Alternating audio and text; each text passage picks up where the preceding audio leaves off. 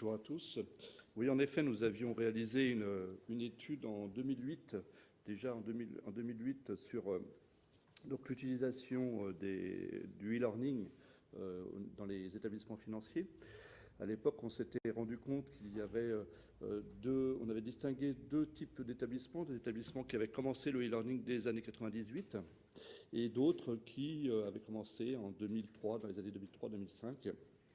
Donc il y avait vraiment deux types d'établissements qu'on pouvait distinguer, avec une volonté pour tous, par contre, de vraiment développer le e-learning et de déployer ces nouvelles modalités. Et surtout, alors avec quelques réflexions pour le futur, qui étaient en particulier de calculer le ROI de ce e-learning, de mixer les modalités, mais à voir dans quel domaine on pouvait les mixer, une réflexion sur la longueur de ces modules e-learning, et puis une grande question qui était sur l'appétence des collaborateurs quand même sur ces modalités. Donc 5 ans après, l'année dernière, nous avons voulu refaire un point et vous interroger à nouveau pour savoir comment avaient évolué ces nouvelles modalités dans vos établissements. Alors à la fois les nouvelles technologies, enfin l'utilisation des nouvelles technologies de formation, les TIS, mais également les nouvelles pratiques et les nouvelles pédagogies. Comment vous les utilisiez au sein des établissements. Donc pour cela, nous avons interrogé un certain nombre d'établissements. Donc, bien entendu, des établissements bancaires, puisque nous avons interrogé donc, principalement des responsables formation de la plupart des établissements, à la fois banques de détail, mais aussi des filiales qui s'occupent de l'international, des banques spécialisées comme Boursorama, des réseaux, donc des mutualistes, des banques nationales, et également pour mesurer le contrepoint, nous avons rencontré quelques assureurs et puis des éditeurs de solutions e-learning, enfin 2 éditeurs de solutions e-learning. Donc ça, on a fait donc une étude qualitative, on a eu des entretiens assez longs avec ces responsables de formation, des entretiens d'environ 2 heures pour les interroger sur leur pratique de formation. Olivier Cerbelan en a tiré 10 enseignements qu'il vous présentera tout de suite. Et puis parallèlement, on a aussi fait un sondage auprès des stagiaires, des ex-stagiaires du CFPB. Donc on a une base avec un certain nombre de stagiaires. Et on a interrogé 1500 d'entre eux pour savoir comment ils appréciaient le e-learning. Donc ces stagiaires, en fait, vous voyez là les répartitions par âge. Donc ils sont, je vois moi-même très mal, mais la majorité a entre 30 et 40 ans, 45 ans. Une grande majorité, plus de 70%. Et puis, sont plutôt dans la banque de détail à 69% et au front office pour 58%. Et donc, Olivier va vous donner tout de suite leur réaction par rapport à leurs attentes par rapport au e-learning. Je laisse la parole. Bonjour à tous. Donc, comme le disait Gilles, on a essayé d'aller vérifier auprès des professionnels, donc dans banque et assurance également, pour avoir quelques visions différentes. Si ce qu'on lisait dans le journal, ce qu'on entendait d'une manière générale sur le marché, se retrouvait en fait dans les banques et dans la profession. Donc, ce n'est pas une étude hyper scientifique, c'est une vingtaine de banques interrogées, mais ça permet d'avoir quand même une idée, je pense, un bon panel de ce qui se passe véritablement sur le terrain. Donc, le premier enseignement qu'on a tiré, c'est que fondamentalement, on fait quand même beaucoup de présentiel, donc plus de 90% du temps passé en formation aujourd'hui auprès des gens qu'on a consultés est fait en présentiel. Bon, je ne suis pas sûr que ça soit une grande découverte pour vous, mais c'est vrai qu'on a pas mal en tête l'introduction des nouvelles techniques pédagogiques. Dans la réalité, le présentiel est encore fortement présent. C'est lié au fait tout simplement que fondamentalement, aujourd'hui encore, le travail de la fonction formation, c'est d'envoyer des gens en cours et de faire le plan de formation. Les partenaires sociaux sont quand même aussi très regardants sur le volume d'heures passées en formation. Et quand vous êtes en cours avec un professeur, il n'y a pas, je dirais, de discussion possible sur le fait qu'on vous a mis en formation, qu'on vous a distribué du savoir et que vous êtes réellement venu. Donc c'est un des éléments assez importants. De la même façon, les OPCA, par exemple, valorisent quand même encore beaucoup le présentiel versus le e-learning, même si maintenant on arrive à refinancer tout ça, c'est pas si évident que ça. Donc dans le sondage qu'on a fait, on voit que c'est assez conforté parce que près de 62% des personnes interrogées disent que la pédagogie préférée est quand même le présentiel.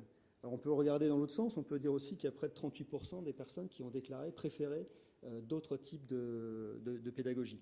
Bon, néanmoins, on sent que c'est encore assez présent et c'est perçu comme certains par la meilleure pédagogie. Néanmoins, on parle surtout de mix formation, donc maintenant on fait beaucoup de blended learning et de mix formation, donc on retrouve du e-learning mixé avec du présentiel, donc les deux cohabitent très bien. Je vais aller assez vite parce que le temps nous est compté, donc je répondrai à vos questions après si vous voulez. Donc, autre enseignement, l'augmentation du e-learning continue, donc c'est toujours en progression. En revanche, ça s'est ralenti. Ça s'est ralenti pour plusieurs raisons.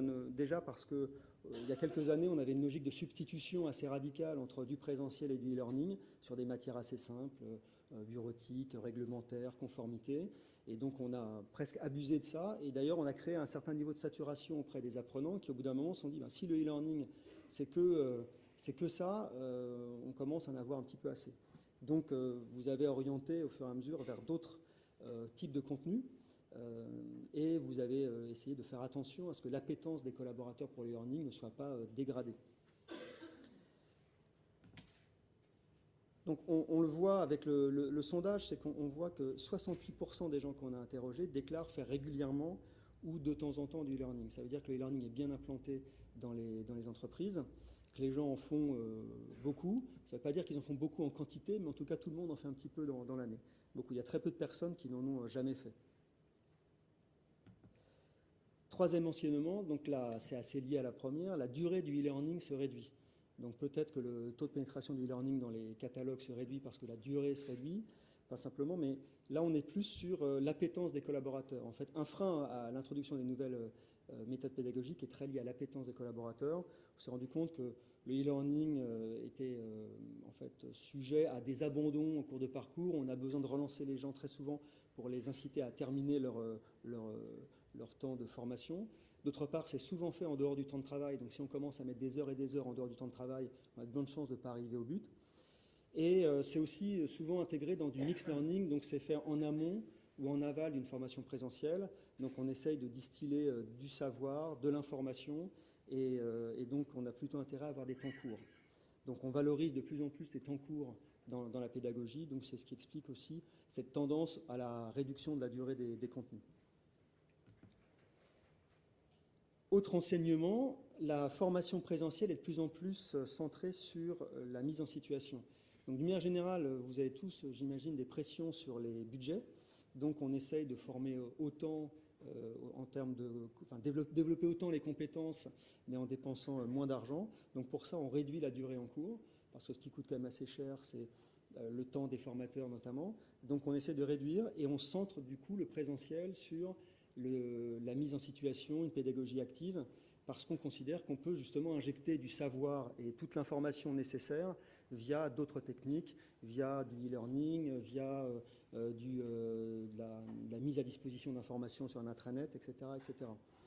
Donc c'est ce qui explique cette évolution. D'autre part, ce qui ressort en termes de préoccupations majeures des responsables de formation qu'on a vus, c'est le besoin de former sur la relation client, le commerce, le front office, le management. Et pour ça, ça passe beaucoup par du comportemental et de la mise en situation. Donc, on s'oriente beaucoup dans le présentiel sur ces sujets-là. Autre enseignement, là, sur les modalités pédagogiques, on s'aperçoit qu'il y a un catalogue assez impressionnant de modalités. Donc, voilà, on a cité quelques-unes. Si je pars du bas, le mobile learning, qui est plutôt en mode expérimental aujourd'hui encore. Donc, c'est le fait de recevoir des modules de formation ou des objets de formation sur des iPads, des iPhones, des smartphones. On en parle, on trouve ça très intéressant et c'est sûrement l'avenir, mais c'est encore assez peu répandu, même si ça existe un peu. Et puis en remontant, je dirais la liste, tout ce qui est travaux collaboratifs, tout ce qui est serious game, classe virtuelle, etc. Donc tout existe. Si on prend l'intégralité des outils, tout a été au moins testé une fois. En revanche, il n'y a rien qui s'impose de façon très très claire, hormis le e-learning. Donc le e-learning est bien implanté partout, tout le monde en fait, même si ça représente peut-être en moyenne une dizaine de % du contenu de formation dispensé. Mais il n'y a pas de tendance lourde à ce stade sur une nouvelle modalité pédagogique, hormis peut-être, et je vais y venir, sur le sujet des classes virtuelles, d'où la discussion d'aujourd'hui, où on s'aperçoit que même si ce n'est pas encore complètement implanté, au sens massivement implanté, tout le monde nous en a parlé. Au niveau du sondage, on s'aperçoit que tous ceux qui font du e-learning apprécient plutôt cette modalité, donc ça c'est un point important. Donc, comme on le disait tout à l'heure, près de 70% des gens font régulièrement ou souvent, assez souvent, du e-learning, et en plus, ils aiment plutôt ça. Donc, ça veut dire qu'on est quand même sur un terreau assez fertile pour continuer. Maintenant, il faut que ça s'installe dans le temps, même si ça fait longtemps qu'on fait du e-learning. Aujourd'hui, tout n'est pas aussi implanté que ça en termes d'appréciation. Comme je le disais, la classe virtuelle, donc c'est la nouvelle modalité pédagogique qui suscite le plus d'intérêt. Elle est assez proche du e-learning, donc c'est maîtrisé au niveau technologique. On mixe à la fois le synchrone et le distanciel avec un professeur qui est à l'autre bout. Donc c'est quelque chose qui est très intéressant, qui se développe, qui est perçu aussi comme un élément assez important de réduction des dépenses autour de la formation, parce qu'on arrive à mixer une logique de type présentiel, souvent plus court, et avec beaucoup moins de frais, notamment liés au déplacement. Donc on a moins ce sujet de concentration. On peut le faire assez facilement dans une agence bancaire, par exemple, dans un réseau de banques de détail, on peut le faire assez facilement. Donc, et la technologie d'aujourd'hui le permet. D'autre part, ce qu'on nous a dit aussi, c'est que c'était plutôt assez bien perçu par les commerciaux. Et comme on a un besoin de développer des sujets autour de la relation commerciale, la relation client, on a moyen de faire des moments courts de formation via les classes virtuelles. Autre sujet, donc le serious game.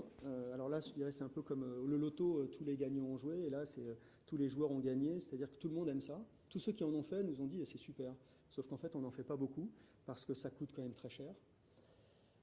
Pour que ça soit vraiment efficace, il faut zoomer sur une population qui reste en fait relativement limitée, si on veut que ça soit un serious game au niveau du serious game et pas un e-learning ludique, simplement. Donc, in fine, le retour sur investissement n'est pas obligatoirement évident. Si je prends un exemple, par exemple Alliance, qu'on a rencontré, l'utilise beaucoup sur les forums de recrutement et ne l'utilise pas dans la formation interne. Donc il y a un côté vitrine avec les serious games, plus qu'un côté vraiment modalité pédagogique retenue de façon massive. En tout cas pour ce qu'on en a vu. Autre élément assez marquant, on a vu que à peu près tout le monde cherche à développer l'informel. Donc il y a un petit paradoxe parce qu'on voit des fonctions formation qui ont pour mission en fait de former, mais en fait maintenant d'ailleurs les fonctions formation commencent à changer de nom et on parle de développement de compétences et de capacités parce que le sujet c'est de développer les compétences des collaborateurs, c'est pas obligatoirement de les former. Quand je dis ça, ça veut dire que le sujet n'est pas obligatoirement d'envoyer quelqu'un en cours, c'est de s'assurer qu'au bout d'un certain nombre d'actions qu'on aura auprès de lui, il aura développé ses compétences. Moi, j'ai été questionné dans le cadre de mon métier sur comment développer les compétences sans pour autant former ou baisser le coût de la formation. Donc sur le coût de la formation, on a eu toute une série de passes sur réduire les dépenses de gestion administrative, réduire la durée des contenus, mettre en place du e-learning. Et maintenant, on essaie d'aller un peu plus loin en se disant mais qu'est-ce qu'on peut faire de plus pour que les gens développent leurs compétences sans pour autant qu'on les envoie en formation. Donc ça passe par de l'informel, donc du compagnonnage, du tutorat, du coaching, mais ça passe aussi par des managers qu'on va développer qu'on va former à identifier en fait les besoins de compétences un peu mieux et à accompagner un peu mieux leurs collaborateurs. Donc comme je le disais tout à l'heure, ça passe par le développement des compétences des managers, parce qu'on a beaucoup de managers qui sont surtout des experts, mais pas des super bons managers. Donc ils ont du mal à vraiment identifier le problème de compétences d'une ressource et de lui donner une solution autre que de l'envoyer en formation. Donc il faut qu'on trouve ça. Et ça se traduit par la mise à disposition autour de l'apprenant, je dirais, de toute une série ou du collaborateur, pour ne pas parler l'apprenant, toute une série de leviers qui permettent de développer ses compétences. L'accès à de la documentation en ligne, donc pour ça on parle maintenant beaucoup de online learning. Donc, online learning, on peut tout mettre dedans, mais c'est surtout l'accès online, donc dans la même logique qu'Internet, à toute une série d'éléments qui nous permettent de nous former. Quand on parle des MOOC ou des MOOC, je ne sais pas comment vous voulez le prononcer, ça fait souvent assez peur d'ailleurs la fonction formation, qui se dit on on va m'enlever un peu une partie de ce que je dois faire. Mais dans la réalité, c'est bien la mise à disposition, souvent gratuite d'ailleurs, de tout un tas d'éléments qui permettent d'aller se former. Mais pour ça, ça passe par l'autonomisation de l'apprenant qui doit de lui-même se prendre par la main, je dirais, et aller chercher de l'information, avoir envie de développer ses compétences lui-même et pas attendre que quelqu'un vienne lui dire on va t'envoyer dans tel cours à telle heure, tel jour. Donc je dirais que c'est quelque chose que vous avez sûrement un peu tous en tête ou tous vu. Ça se développe pas aussi, c'est pas aussi facile que ça à mettre en œuvre. Et puis les partenaires sociaux sont aussi assez vigilants sur ce genre de sujet parce que ça se traduit obligatoirement par moins d'heures. Donc il y a beaucoup de discussions. Un autre enseignement assez intéressant, c'est qu'il y a quelques années, quand on parlait de e-learning ou de nouvelles technologies, on nous disait « Ah non, problème, Citrix, taille des tuyaux, c'est impossible. » Et puis dans le réseau, vous comprenez, un collaborateur qui est au guichet, il ne peut pas suivre ça, il n'avait pas de téléphone, il n'avait pas d'adresse Internet, il n'avait souvent pas de PC qui permettait de se connecter. Maintenant, tout ça est quand même assez révolu. Et on peut vraiment mettre en place à peu près ce qu'on veut où on veut, parfois sans passer par le réseau d'ailleurs de l'entreprise, mais on peut passer autrement. Et quand on a un smartphone, on est capable d'accéder quand même à beaucoup de choses maintenant avec la 4G. Donc tout ça est quand même un peu derrière nous. Dans la réalité, le frein il est plutôt psychologique. Et notamment dans les banques ou les assurances, mais les banques où on a une logique de vouloir être un peu plus fermé, attention, l'informatique nous dit toujours non, l'accès, il faut protéger le réseau, etc. Dans la réalité, avec les nouvelles technologies, c'est ce que je leur explique souvent, si on suit par exemple un cours, rien ne nous empêche de prendre une photo de ce qu'il y a à l'écran, une photo de ce qu'il y a au tableau, de le mettre en ligne en l'espace de quelques secondes. Enfin, bon. Donc tout ça est un petit peu obsolète, mais ça reste encore assez présent dans les esprits. Alors, évidemment, il y a encore des sujets de postes non compatibles, mais dans la réalité, ça disparaît. Et encore une fois, avec les nouvelles capacités de connexion en fait, à des sites ou à des technologies, via des smartphones, des iPads, etc., il n'y a plus vraiment de problème pour suivre tout ça. Donc le frein est psychologique, il est à la fois à la fonction formation, et puis il est aussi pas mal à la fonction informatique, et il peut être aussi au niveau du top management. Et dernière constatation qu'on a pu faire, c'est que la fonction formation s'est considérablement professionnalisée. Donc ça fait quand même quelques années qu'il y a une pression forte sur les coûts, une pression forte sur la performance, la productivité. Et donc ça s'est traduit par, d'une manière générale, avec un développement de nouvelles pédagogies. Donc on parlait de la pédagogie active, donc sur la mise en situation. Donc, il y a quelques années, on avait des formateurs qui étaient là pour, je dirais, souvent distribuer un cours qu'ils connaissaient bien, passer de l'information. Aujourd'hui, ça ne marche plus, ça n'intéresse plus grand monde, donc il faut être beaucoup plus fort pédagogiquement pour être dans la mise en situation, le jeu de rôle, et apporter plus de valeur. Donc on a formé les formateurs, on a également développé des outils, donc on parle d'outils de rapid learning. C'est aussi lié avec une des constatations qu'on avait tout à l'heure. Les outils de rapid learning, donc la capacité à faire du e-learning tout seul, c'est quand même un peu plus généralisé. Donc maintenant, on a des outils qui permettent d'assembler assez facilement du PowerPoint, un peu de son, et de faire soi-même, au niveau de la fonction formation, des contenus simples de e-learning. Donc ça reste du e-learning assez rudimentaire, mais qui marche très bien. Enfin, je pense qu'on a tous fait, ou dans les projets qu'on a pu faire, on a souvent vu des petits modules comme ça, du e-learning d'une demi-heure qui se font. Donc, un module court, ça permet d'être moins contraint en termes de pédagogie. Et puis les outils permettent de le faire aussi. Donc c'est les formateurs en fait qui commencent à faire ça. Donc on a vu des mouvements de formation assez importants auprès des fonctions formation pour faire en sorte qu'à la fois les chefs de projet soient plus efficaces dans la relation client qu'ils ont avec les directions de l'entreprise, comprennent un peu mieux, soient plus des intégrateurs de solutions, et puis des formateurs qui soient plus pointus et qui recherchent en fait le meilleur mix de formation pour développer les compétences. Donc voilà les 10 enseignements, donc j'ai fait assez vite, les 10 enseignements un peu macro qu'on a pu constater au cours de notre étude. Donc encore une fois, c'est une étude qui n'est pas scientifique, hein, c'est de la discussion, c'est un peu de l'analyse de données, mais ça nous intéressait de voir ce qui se passait vraiment sur le terrain versus ce qu'on peut lire dans la presse ou entendre régulièrement.